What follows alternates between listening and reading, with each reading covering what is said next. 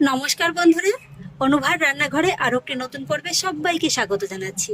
বন্ধুরা, আমার আজকের রেসিপি কাঁচা আমের কাশ্মীরি আচার। এই আচারের স্বাদটা এতটাই যে এক কথায় যাকে বলা হয় আচারের রাজা। একবার যদি আপনারা বানিয়ে খান, বারবারই কিন্তু খেতে মন চাইবে। আর এই আচারটা খেতে এতটাই সুস্বাদু হয় যে বানানো মাত্রই কিন্তু একেবারে শেষ হয়ে যাবে। আর সবচেয়ে বড় কথা হলো এই আচারটা বানানো কিন্তু খুবই সহজ, যাকে বলে একেবারে জলের মতো সহজ এই আচার বানানোটা।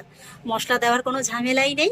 তাহলে দেখে নিন বন্ধুরা আমার আজকের এই রেসিপিটি, আশা করছি আপনাদের খুবই ভালো লাগবে।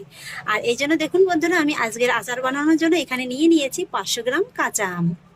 এবার প্রথমেই আমি আমটাকে একটু কেটে নেব, তার আগে আমটাকে একটু ছেলে নেব।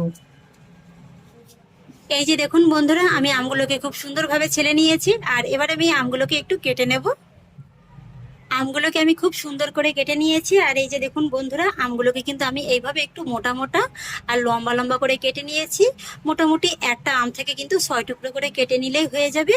আর চেষ্টা করবেন এই ধরনের একটু শক্ত আমটা নেওয়ার, মোটামুটি আটির গাটা যেন একটু শক্ত হয়, তাহলে কিন্তু এই আচারটা ভালো হবে। আর এবার যেটা করতে হবে, সঙ্গে সঙ্গে কিন্তু একটা বড় পাত্রের মধ্যে বেশ খানিকটা পরিমাণে জল নিয়ে নিতে হবে। আর তার মধ্যে নিয়ে নিতে হবে খানিকটা লবণ।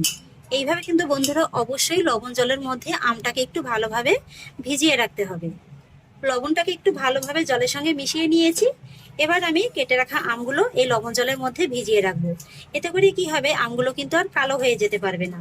আর আপনারা যদি আমগুলো কেটে একটু এইভাবে লবণ জলে ভিজিয়ে না রাখেন, তাহলে কিন্তু আমগুলো কালো হয়ে যাবে। আমগুলোকে জলের সঙ্গে একবার ভালোভাবে মিশিয়ে নেব। বন্ধুরা, এই আচারটা বানানোর জন্য কিন্তু আপনাদের কোনো রকম ভাবে রোদে দেওয়ার কোনো ঝামেলাও পোহাতে হবে না।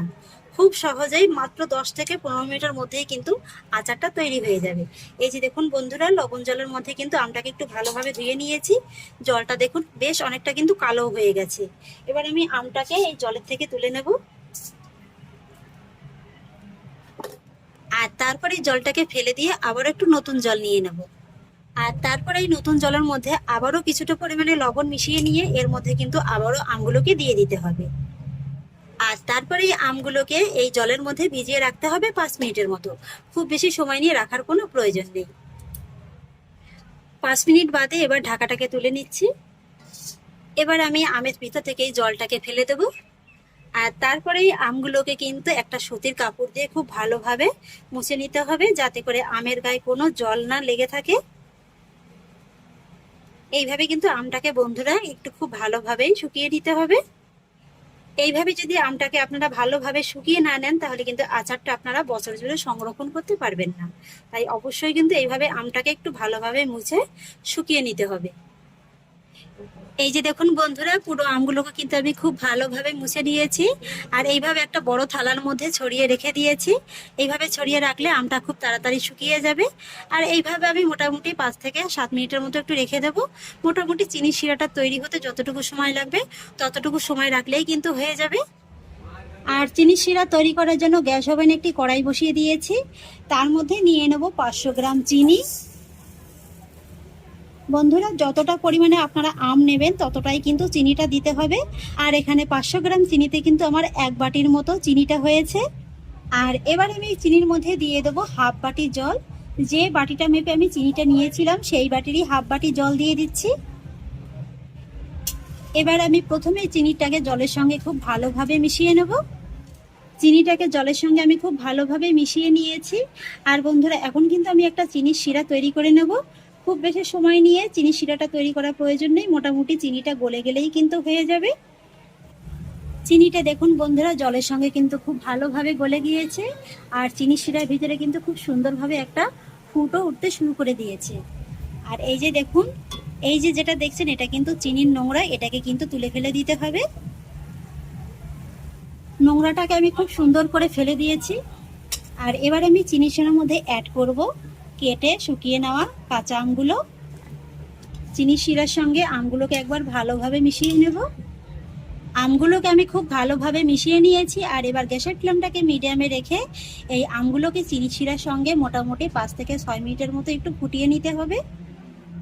ফিরে এলাম 5 থেকে 6 মিনিট বাদে। আর এই 5 থেকে 6 মিনিটের মধ্যে কিন্তু আমটা বেশ খানিকটাই সেদ্ধ হয়ে গেছে।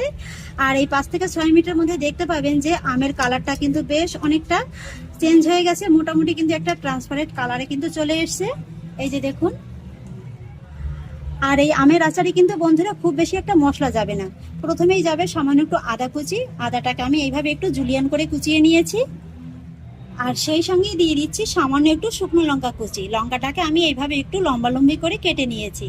আর বন্ধুরা এই লঙ্কা কুচির মধ্যে কিন্তু খুব বেশি একটা দানা রাখবেন না, তাহলে কিন্তু আচারটা বেশি ঝাল হয়ে যাবে। এই আচারটা কিন্তু বন্ধুরা বেশি ঝাল ঝাল খেতে ভালো লাগে না। আর তারপর সবশেষে দিয়ে দেবো এই 1/4 টিস্পুনের থেকে সামান্য একটু বেশি কাশ্মীরি লঙ্কার গুঁড়ো। খুব বেশি দেওয়ার প্রয়োজন নেই, অল্পতেই কিন্তু আচারের মধ্যে খুব সুন্দর একটা রং চলে আসবে। এবার এই মশলাগুলোকে আমি আমের সঙ্গে একবার ভালোভাবে মিশিয়ে নেব। মশলাগুলোকে আমি আমের সঙ্গে খুব ভালোভাবে মিশিয়ে নিয়েছি। আর এবার গ্যাসের ফ্লেমটাকে মিডিয়ামে রেখে এই আচারটাকে আমি আবারও 5 থেকে 6 মিনিটের মতো একটু ফুটিয়ে নেব। ফিরে এলাম প্রায় 5 থেকে 6 মিনিট বাদে। এই যে দেখুন বন্ধুরা, এই 5 থেকে 6 মিনিটের মধ্যে কিন্তু চিনির শিরাটা বেশ অনেকটা ঘন হয়ে গেছে। আর এই 5 থেকে 6 মিনিটের মধ্যে কিন্তু আমটুকু একদম খুব সুন্দরভাবে সেদ্ধ হয়ে গেছে। আর আমের কালারটাও আপনাদের দেখিয়ে দিচ্ছি। এই যে দেখুন বন্ধুরা, আমের রংটা কিন্তু এরকম একদম চেঞ্জ হয়ে একদম ট্রান্সপারেন্ট একটা কালারে চলে আসবে। এই আমটা তো খুব ভালোভাবে সেদ্ধ হয়ে গেছে, অথচ দেখুন পুরো আমটাই কিন্তু একদম গোটা গোটা আছে, একদমই ভেঙে যায়নি। ঠিক এইভাবেই কিন্তু তৈরি করে নিতে হবে। আর এই যে চিনি শিরাটা দেখুন, এটা কিন্তু এর থেকে আর বেশি ঘন করার প্রয়োজন নেই, কারণ এটা যখন ঠান্ডা হয়ে যাবে তখন কিন্তু একদম বসে যাবে। আর এবার আমি সবশেষে এই আচারের মধ্যে অ্যাড করব 1 চা চামচের মতো হোয়াইট ভিনিগার। এতে করে কি হবে, আচারটা কিন্তু আপনারা 1 থেকে 1.5 বছরের মতো সংরক্ষণ করে খেতে পারবেন, নষ্ট হওয়ার কোনো চান্সই থাকবে না। ভিনিগারটাকে খুব ভালোভাবে একবার মিশিয়ে নেব। আর ভিনিগারটা দেওয়ার পরে কিন্তু জাল করার কোনো প্রয়োজন নেই, বেশি জাল করাও যাবে না, সঙ্গে সঙ্গেই কিন্তু গ্যাসের ফ্লেমটাকে অফ করে দিতে হবে। এখানে কিন্তু বন্ধুরা এই আচারের মধ্যে মশলা হিসেবে মাত্র এই কটা উপকরণই যাবে, এর থেকে আর কিন্তু কোনো মশলা দেওয়ার কোনো প্রয়োজন নেই। ভিনিগারটাকে আমি খুব ভালোভাবে মিশিয়ে নিয়েছি। আর দেখুন বন্ধুরা, সামান্য একটু কাশ্মীরি লঙ্কার গুঁড়ো দেওয়ার কারণে আচারের মধ্যে কত সুন্দর একটা রং চলে এসছে। আর এইভাবে গ্যাসের ফ্লেমটাকে অফ করার পরে কিন্তু এই আচারটাকে এইভাবে ঢাকা চাপা দিয়ে রেখে দিতে হবে ততক্ষণই, যতক্ষণ না পর্যন্ত আচারটা একদম পুরোপুরিভাবে ঠান্ডা হয়ে যাচ্ছে। ফিরে এলাম বন্ধুরা আচারটাকে পুরোপুরি ঠান্ডা করে নিয়ে। এই যে দেখুন বন্ধুরা, আচারের মধ্যে কত সুন্দর একটা কালার চলে এসছে। আর আচারটাও দেখুন কত সুন্দর একদম গামাখো গামাখো তৈরি হয়েছে। এই যে দেখুন, দেখতে কিন্তু অসম্ভব লোভনীয় হয়েছে। এত কম ঝামেলায় এত স্বাদের আচার যদি আপনারা বাড়িতে একবার বানিয়ে খান, কথা দিচ্ছি বারবারই কিন্তু খেতে মন চাইবে। এই আচারটা বানানো এতটাই সহজ যে বাচ্চারাও যদি একবার দেখে নেয়, ওরাও কিন্তু খুব সহজেই বানিয়ে ফেলতে পারবে। বন্ধুরা, এইভাবে একবার বেশি করে আচার বানিয়ে সারা বছরের জন্য সংরক্ষণ করে রাখুন। কথা দিচ্ছি বন্ধুরা, 1 বছর যদি আপনারা বানিয়ে খান না, প্রতি বছরই কিন্তু এইভাবে আমের আচার বানিয়ে খেতে মন চাইবে। এক কথায় এই আচার কিন্তু সব আচারের থেকে সেরা, যাকে বলে আচারের রাজা। আপনাদের দেখিয়ে দিচ্ছি যে আমগুলো একেবারে কত সুন্দরভাবে দেখুন সেদ্ধ হয়ে গেছে। এই যে দেখুন, সেদ্ধ হয়ে গেছে অথচ কিন্তু একটা আমও ভেঙে যায়নি। কি বন্ধুরা, দেখেই একেবারে খেতে ইচ্ছে করছে তো? বাড়িতে অবশ্যই বানিয়ে খান। তাহলে আশা করছি বন্ধুরা আমার আজকের এই আমের আচার রেসিপি আপনাদেরও খুব ভালো লেগেছে। যদি ভালো লেগে থাকে তাহলে আমাকে অবশ্যই একটা লাইক এবং কমেন্ট করবেন, সেই সঙ্গে বন্ধুদের সঙ্গে শেয়ার করবেন। আর প্লিজ বন্ধুরা, যদি আমার পরিবারের নতুন সদস্য হয়ে থাকেন তাহলে একটা সাবস্ক্রাইব করে পাশে থাকা বেল আইকনটি প্রেস করে দেবেন। ফিরে আসছি এরকমই পরের অন্য কোনো নতুন রেসিপি নিয়ে। সবাই ভালো থাকুন, সুস্থ থাকুন, ধন্যবাদ।